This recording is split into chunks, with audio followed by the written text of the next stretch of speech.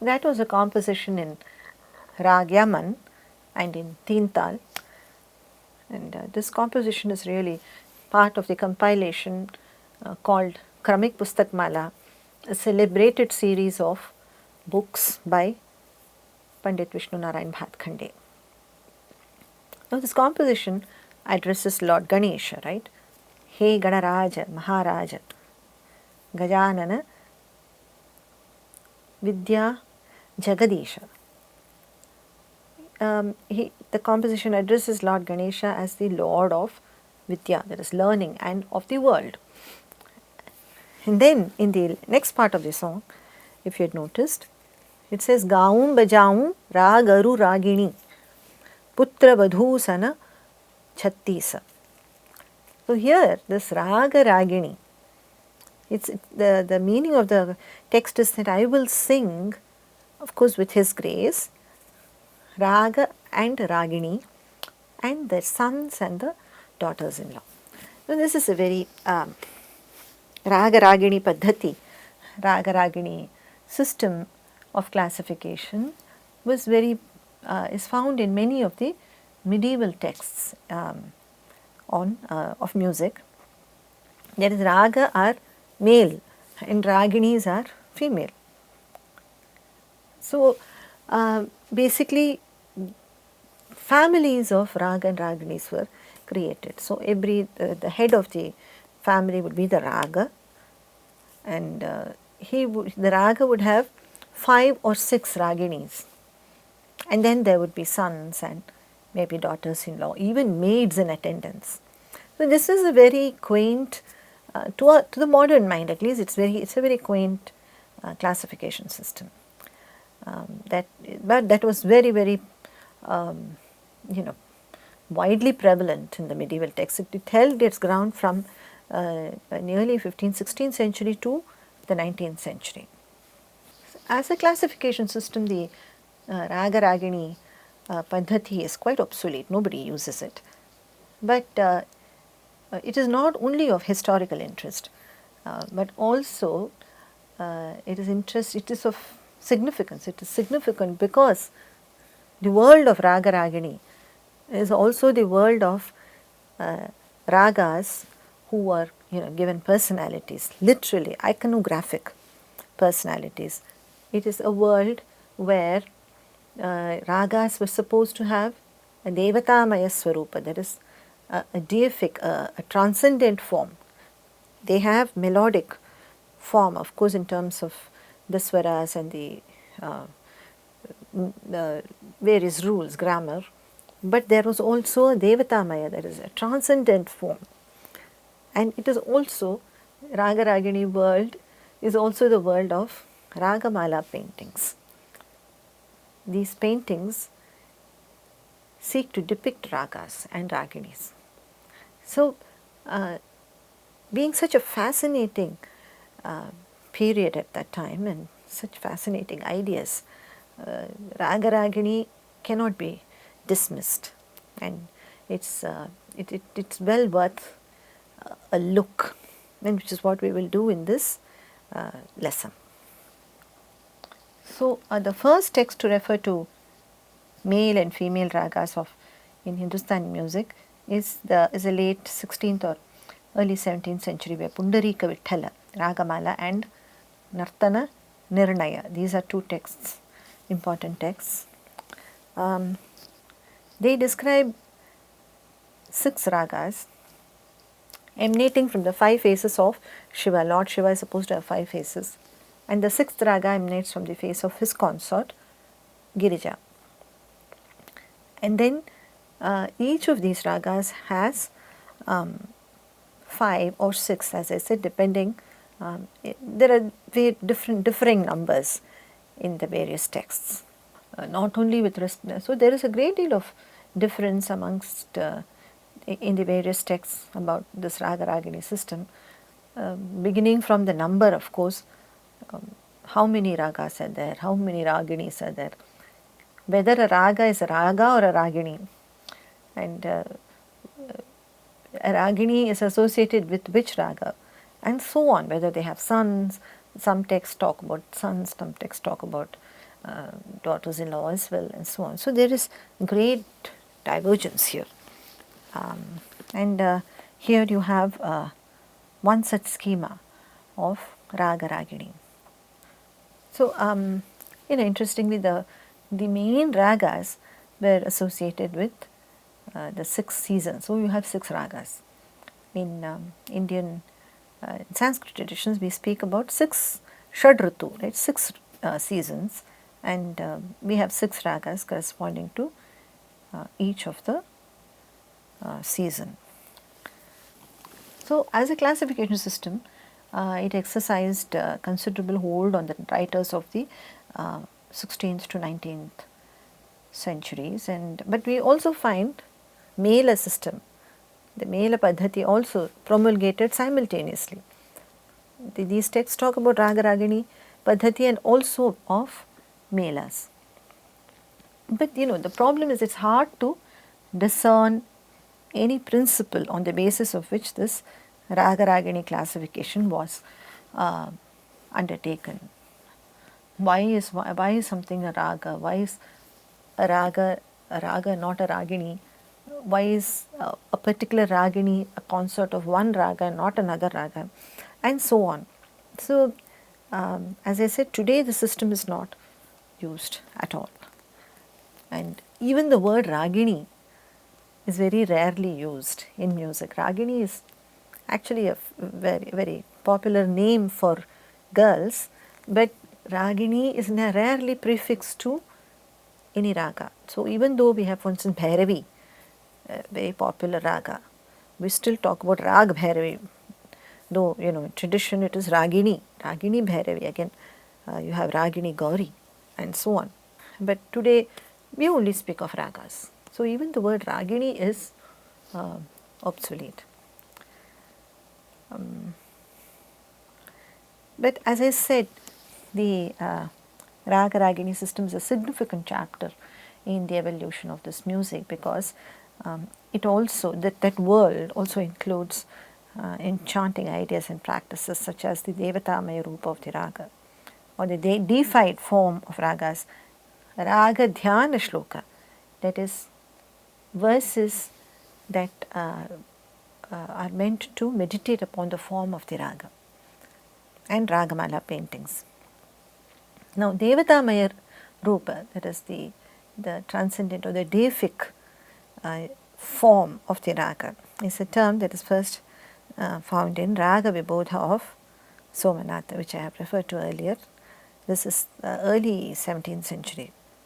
So, in this text, he first describes ragas in terms of their melodic features, but then after that he also says that those are the Nadamaya Rupa, the sound form, but beyond that there is also the Devatamaya, or the deific, the form of God. So, ragas are on par with gods in that sense.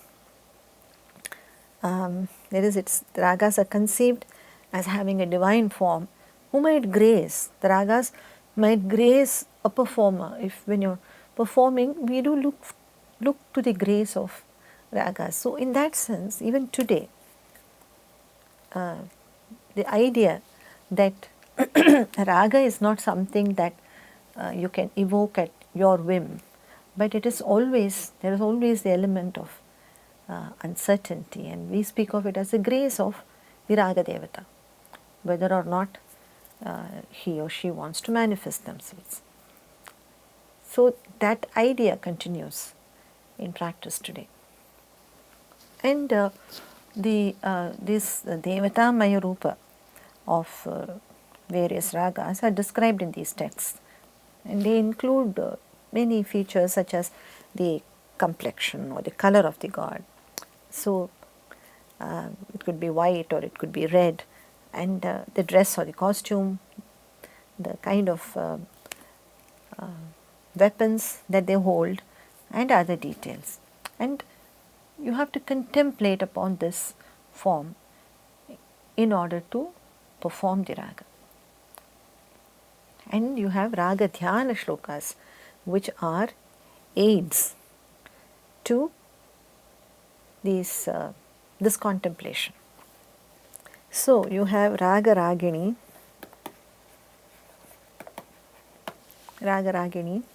and in this world also we have the idea of the Devatamaya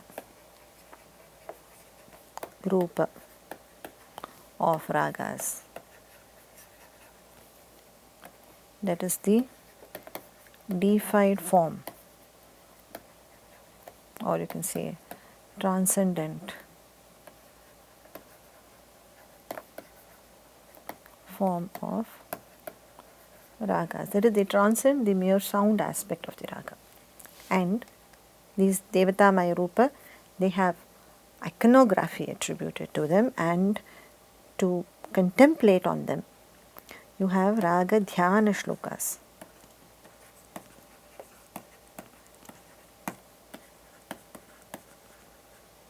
Shloka is a verse, it's a verse form really, and Raga Dhyana, that is, you have to meditate upon the raga. So Dhyana Shlokas are found in other areas as well. For instance, sculpture, notably, before the sculptor actually undertakes the work of sculpting a god's figure, he or she is supposed to meditate upon the form, and for that you have dhyana shlokas. Even before, say, reciting any major hymn, right, like Vishnu Sahasranama or Lalita Sahasranama, you have dhyana shlokas in which you're supposed to meditate upon the form of that god or goddess, and then you start the actual Sahasranama. So, Raga Dhyana Shloka. You have Bhairava, for instance. It's an ancient and very important raga. Even today we have Bhairav. And then the verse on Bhairav in Sangeeta Darpana of Chatura Damodara, that is again in 1600, it runs thus.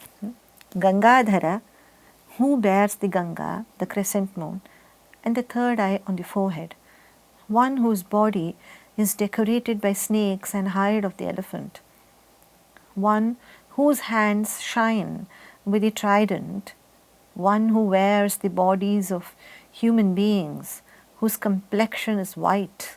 He is Bhairava, the ancient raga. So as a verse, the musician is supposed to meditate upon it as a dhyana shloka, and then perform, maybe evoke the grace of the raga. Another raga dhyana shloka is of Hindola, which is another ancient and important raga. Hindola is a masculine, it's a raga.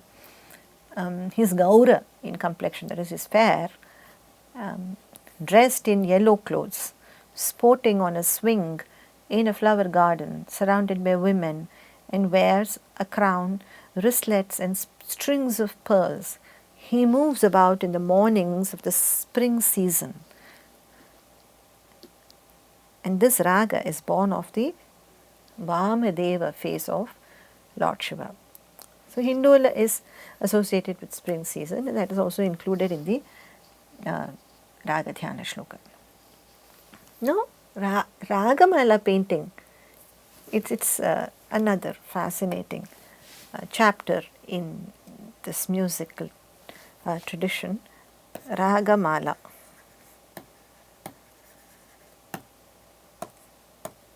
These are paintings, mostly miniatures, and we have various schools of this, but Ragamala paintings typically will carry, they all depict a raga or a ragini.